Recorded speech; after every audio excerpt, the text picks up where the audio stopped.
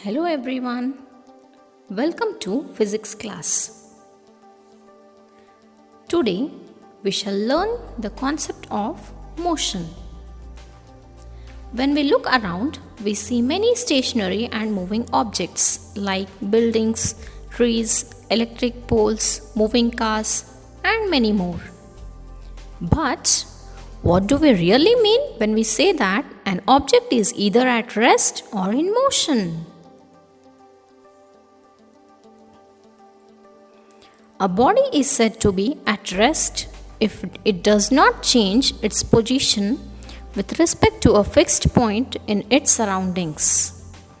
I repeat, a body is said to be at rest if it does not change its position with respect to a fixed point in its surroundings. For example, a book lying on the table will not change its position if it is not disturbed. Similarly, a bench fixed under a tree is at rest as there is no change in the position of the bench with respect to the tree. When the position of a body with respect to its surroundings changes with time, the body is said to be in motion. I repeat, when the position of a body with respect to its surroundings changes with time, the body is said to be in motion. For example, a flying bird is said to be in motion as it changes its position with respect to the fixed objects such as trees. A moving car is said to be in motion.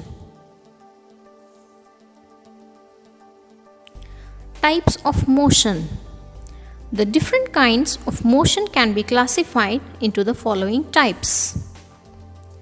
Here we have translatory motion, circulatory motion, oscillatory motion, periodic motion, non-periodic motion, and random motion. I repeat, translatory motion, circulatory motion, oscillatory motion, periodic motion, non-periodic motion, and random motion. Let us now study what is translatory motion. The motion in which all points of a moving body move uniformly in the same line is called translatory motion. I repeat, the motion in which all points of a moving body move uniformly in the same line is called translatory motion.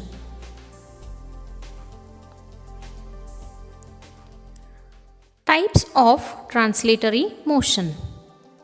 In the translatory motion, here we have two types again. One is rectilinear motion and the other one is curvilinear motion. The rectilinear motion.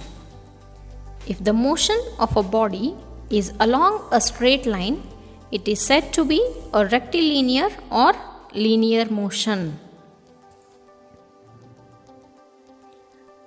I repeat, if the motion of a body is along a straight line, it is said to be a rectilinear or linear motion.